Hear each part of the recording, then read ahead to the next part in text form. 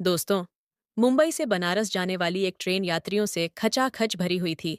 जितने confirm ticket वाले थे, उससे तो कहीं ज्यादा वेटिंग वाले बैठे थे। अप्रैल मई का महीना था। बहुत गर्मी थी। लोग बहुत परेशान थे।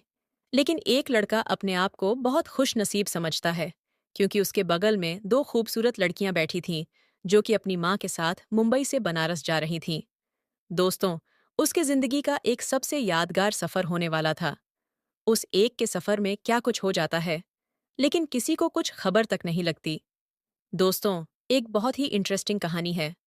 आइए जानते हैं पूरी दोस्तों। ये कहानी है अप्रैल 2024 की, जब मुंबई के लोकमान्य तिलक से गोरखपुर के लिए ट्रेन रवाना होने वाली थी। ट्रेन संख्या 12,000 से भी ज्यादा की संख्या थी। उसमें से एक महिला बैठती है, जिनका नाम यशोदा देवी भी होता है। अपनी दो बेटियों के साथ वो बनारस जा रही थी। अब दोस्तों, ट्रेन में इतनी भीड़ थी जिसका कोई हिसाब नहीं। जो भी वेटिंग वाले थे, जिनको जहां भी जगह मिला, गलियारे में, फर्श पे, दरवाजे पर, बाथरूम के अगल बगल, सब लोग बैठ गए, क्योंकि स्लीपर डब्बे में इन लोगों का टिकट होता है।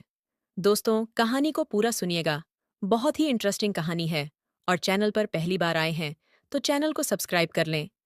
अब वो लोग आते हैं तो उनका टिकट होता है 34 नंबर, जो कि मिडिल सीट होती है। और लोअर सीट एक लड़के का था, जिसका नाम शिवा होता है। वह अपने सीट पर बैठा था। खिड़की के बगल में बैठा था। एक और बंदा बैठा था।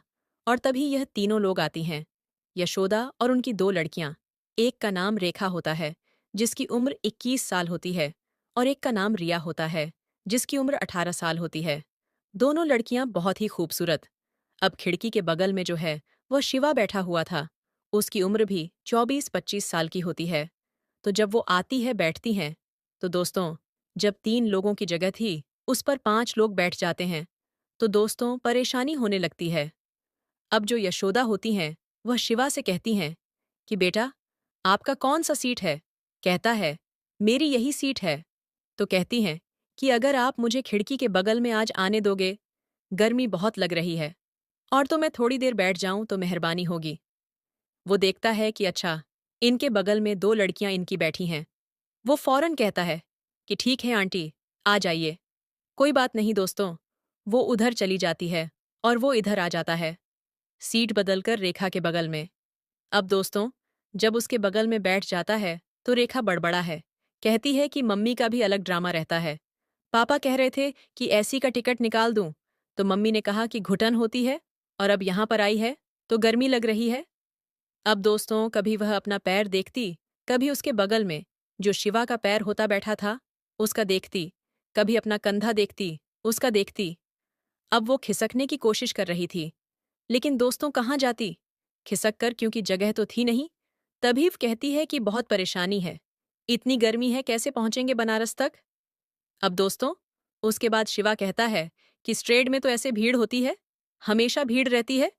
एक बार तो मैं बाथरूम में बैठकर चला गया था घर। अब दोस्तों, इतना सुनते ही जो रेखा होती है, कहती है, छी भैया, कैसी बात कर रहे हो? बाथरूम में बैठकर चले गए थे, उसमें कैसे बैठकर चले गए? तो कहता, क्या करूं, टिकट था नहीं, और जुगाड़ से किसी के पास थोड़ा सा जगह लेकर मैं बैठ गया था। लेकिन बाथरूम जाना पड़ा, तो आधे घंटे मुझे वहां तक जाने में लग गए। इतनी भीड़ थी, और जब वहां गया तो मुझे खाली लगा।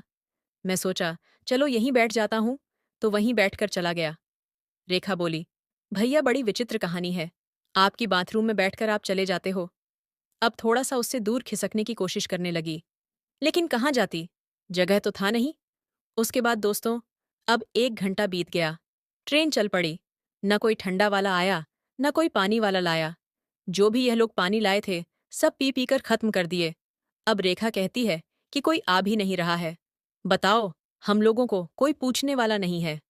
तभी दोस्तों, एक छोटे से स्टेशन पर अब गाड़ी खड़ी होती है, और जहां पर ये लोग बैठे थे, तो वहां पर एक इमरजेंसी विंडो थी, जिसका ग्रिल ऊपर करके और उसमें से निकला जा सकता था। तो जैसे ही ट्रेन खड़ी होती है, शिवा जो है, वह फौरन उस खिड़की से कूद जाता है। इधर उधर दुकानें देखने लगता है, तो एक छोटी सी दुकान दूर पर दिखती है। जाता है, वहां से पानी लेता है और लाकर पीने लगता है। अब ये लोग देखती हैं तो कहती हैं, यार, हम भी पानी मंगा लेते। अब उससे बुलाती हैं कि भैया भैया भैया करके, वह सुनता ही नहीं है। क्योंकि जो भी गेट की तरफ लटके हुए थे लोग थे, वहां सभी लोग भी प्लेटफार्म पर उतर जाते हैं गर्मी से राहत पाने के लिए। तभी रेखा जो है उसको जोर से बुलाती है, कहती है, ओ बाथरूम वाले भैया।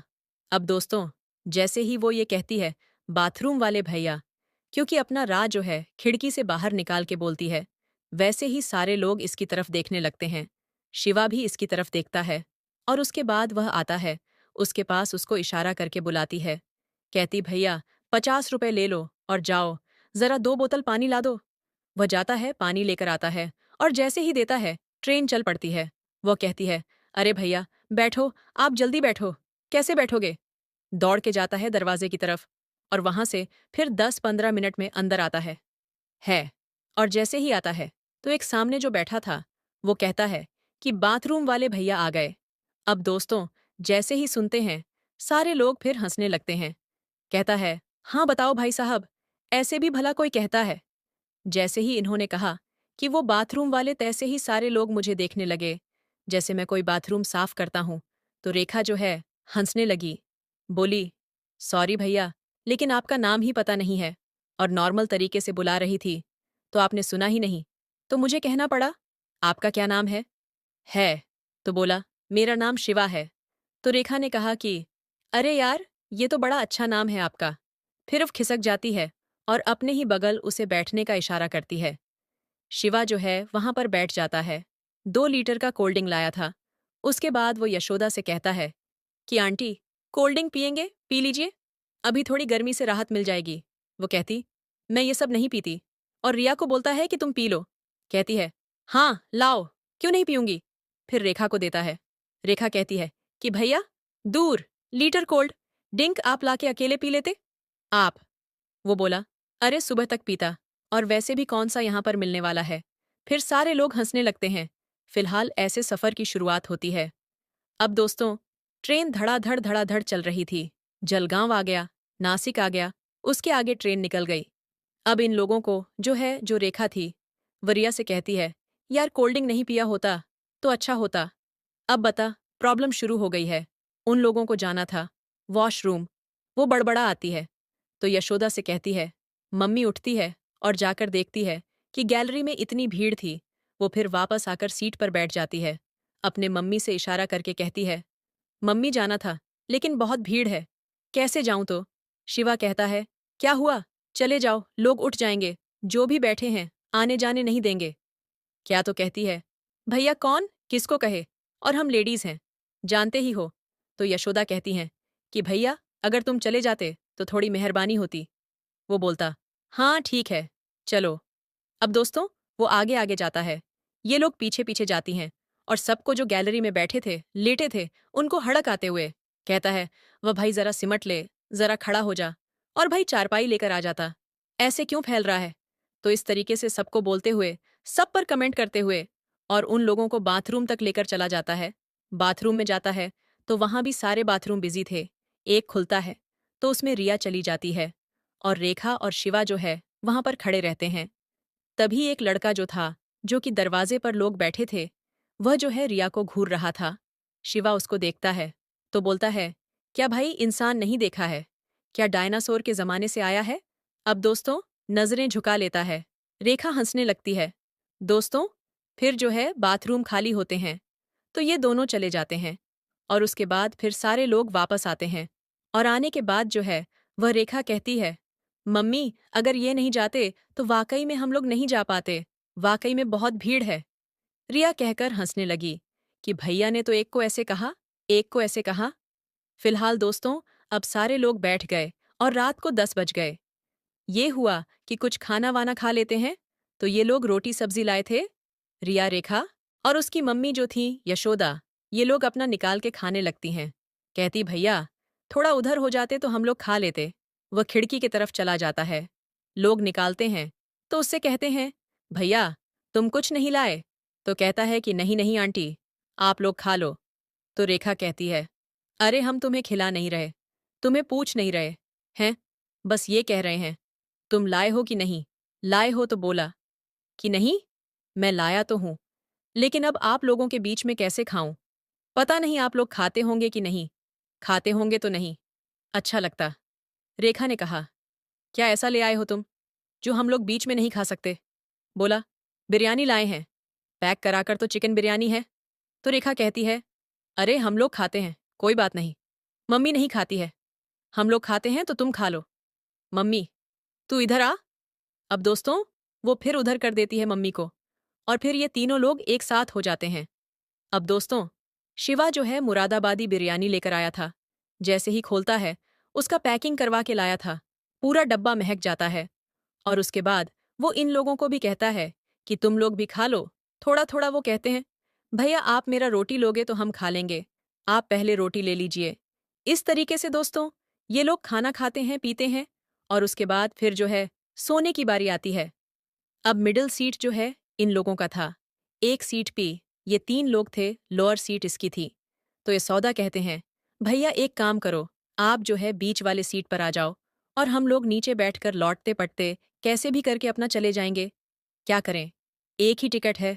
तो बोलता है, नहीं आंटी, आप आराम से बीच वाले अपनी सीट पर सो जाओ, आपकी तबीयत खराब हो सकती है। हम लोग जो है इस पर चले जाएंगे, और जब जरूरत होगी तो मैं नीचे सो जाऊंगा, फंस पर ही सो जाऊंगा। कोई बात बात नहीं, ये लोग इसी पर सो जाएंगे। भाई, लेडीज है, परेशानी ना हो। उसकी माँ कहती है कि बेटा आपका तो कंफर्म टिकट है, आप कैसे नीचे सो जाओगे? बोला, आंटी आपने सुना नहीं कि मैं बाथरूम में भी चला गया था। फिर एक बार सारे लोग हंसने लगते हैं। अब रिया कहती है, ओहो भैया, आपने फिर वही बात शुरू कर दी। अब जो खाए पिए हैं उल्टी करवाओ, ग क्या छी। तो इस तरीके से बात करते हैं। अब दोस्तों, उसके बाद जो है सीट उठाई जाती है। सारे लोग लगभग खा चुके थे। सब अपने अपने सीट पर चले जाते हैं, और रिया जो है वह सीट पर पहले तो आधा लेटती है, और उसके बाद पूरा फैल जाती है। और शिवा जो है वह बैठा था। उसके बगल में रेखा बैठी थी। अब दोस्तों, धीरे धीरे 12 बज जाते हैं। कुछ देर ये लोग मोबाइल देखते हैं। उसके बाद मोबाइल भी अपना रख लेते हैं, क्योंकि भाई शिवा का तो मन लग नहीं रहा था। उसका दिल कहीं और होता है। धीरे धीरे जो है वह रेखा को झपकी आने लगती है, तो वह शिवा के कंधे पर अपना सर रख देती है, और उसके बाद सोने का प्रयास करती है, लेकिन फिर चौंक के अपना सर उठा लेती है। शिवा कहता है, कोई बात नहीं रख सकती हो, रख लो। अब दोस्तों, इत्मीनान से अपना सर रख लेती है, और उसके बाद सोने लगती है। और जब शिवा देखता है कि ये सो रही है, तो वह गिरे ना, उसको संभालने के लिए वह जो है पीछे से हाथ ले जाता है, और उसके कमर पर हाथ रख देता है, मतलब उसको थामने का प्रयास करता है। तभी जो है रेखा की आंख खुल जाती है। अब आंख खुल जाती है तो दोनों की धड़कनें तेज हो जाती, सांसें तेज चलने लगती हैं। रेखा कहती है कि क्या कर रहे हो, आप ऐसे तो नींद ही नहीं आएगी। शिवा कहता है कि सोना जरूरी है क्या? तो रेखा कहती है कि डर नहीं लग रहा।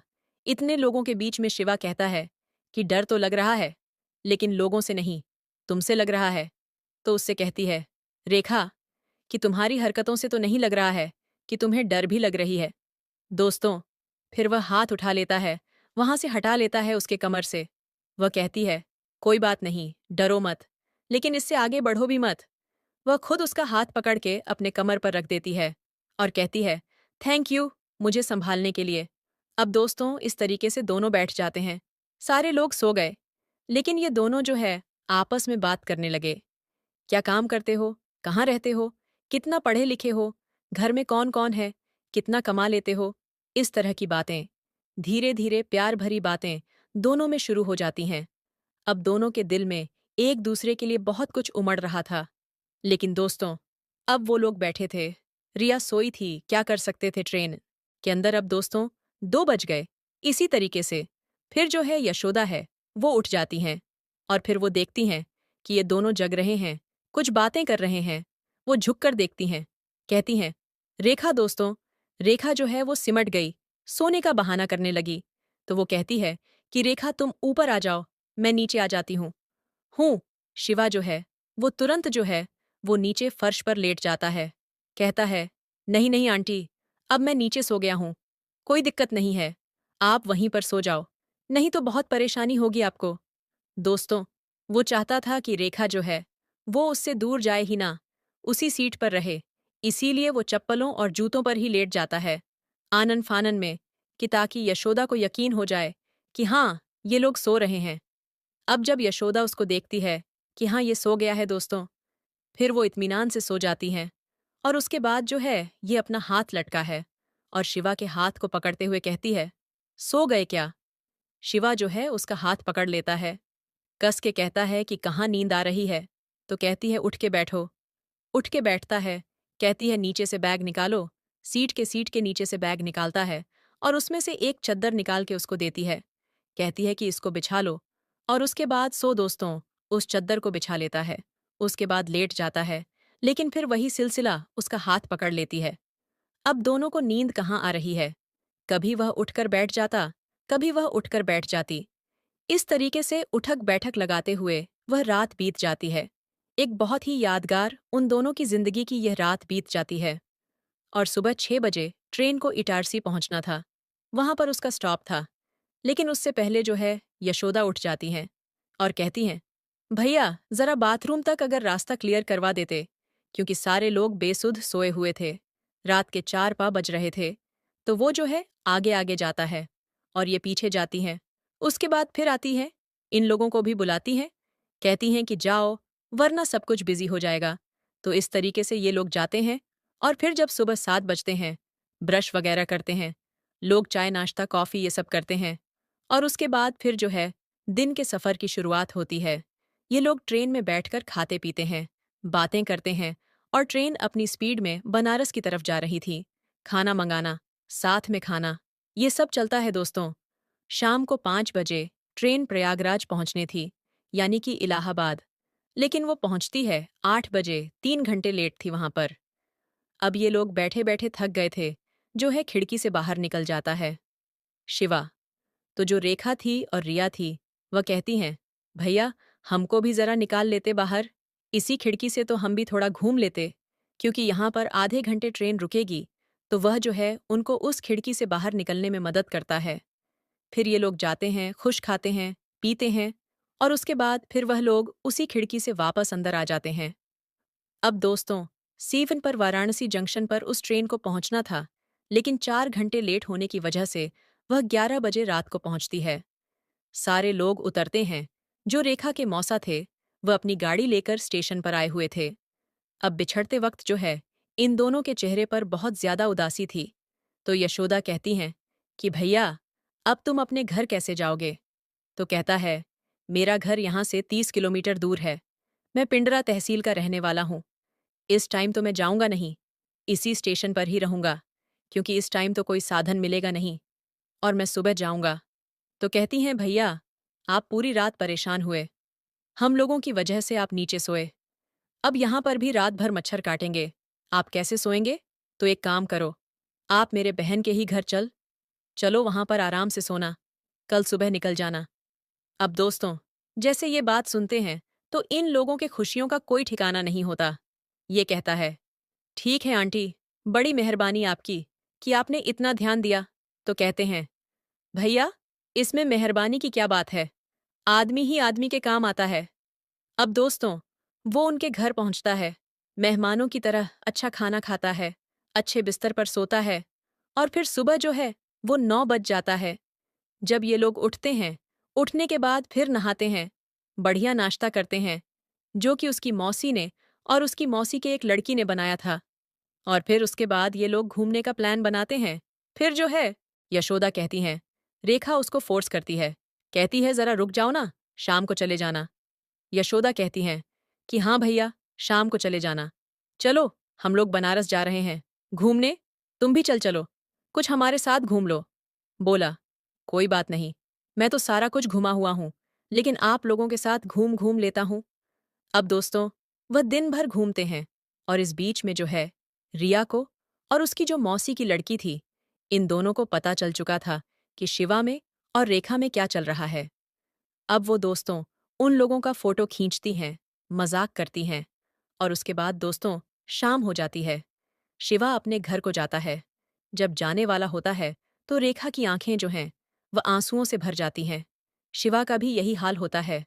यह कहती है कि भैया अभी हम 15 दिन रहेंगे और आ जाना, घूम जाना, तुम बहुत अच्छे इंसान हो। वो कहता है, आंटी मौका मिलेगा जरूर आऊंगा, लेकिन मुझे भी 15 दिन ही रहना है, उसके बाद मुझे भी मुंबई जाना है। अब दोस्तों उसको रहना था 2 महीने, लेकिन वो 15 दिन इसलिए बोलता है कि साथ में जाने का शायद मौका मिल जाए। अब दोस्तों, वहां से शिवा चला जाता है। जाने के बाद रेखा को फोन करता है कि तुम्हारी बहुत याद आ रही है। रेखा कहती है, फिर छोड़कर चली गए और मुझे भी तुम्हारी याद आ रही है दोस्तों। 1 हफ्ते बीतता है और एक दिन मोटरसाइकिल लेकर शिवा जो है वहां पर पहुंचता है। उसको देखते ही इन लोगों की खुशियों का कोई ठिकाना नहीं रहता। जो रेखा थी वह दोस्तों जैसे ही मौका मिलता है उससे लिपट जाती है और कहती है, बहुत दिन बाद आए। आप कहता है कि मुसाफिर का क्या भरोसा, क्या पता ये मुलाकात अंतिम मुलाकात हो। लेकिन दोस्तों, उसके बाद जो है वह दिन भर रहता है और फिर अपने घर चला जाता है। दोस्तों, ठीक 15 दिन बाद फिर उसी वाराणसी जंक्शन पर ये चारों लोग इकट्ठा हुए थे, क्योंकि अब ये वापस मुंबई जा रहे थे। अब की बार इनका जो टिकट था वो ऐसी का था और चारों का कंफर्म टिकट था। एक बार फिर मौज मस्ती करते हुए ये वापस जाते हैं, मुंबई पहुंचते हैं और उसके बाद से दोस्तों, इन दोनों में, रेखा में और शिवा में लगातार फोन पर बातें होती रहीं। दोनों एक दूसरे के साथ ने मरने की कस्में खाते रहे। दोनों में बेपनाह प्यार हो जाता है। अब दोस्तों, दोनों शादी करना चाहते हैं। इस बात को 3 महीने बीत गए हैं। अप्रैल मई में जो कहानी शुरू हुई थी, जो सफ़र शुरू हुआ था, सितंबर आ गया है। लेकिन इन दोनों के हैसियत में काफ़ी फ़र्क है।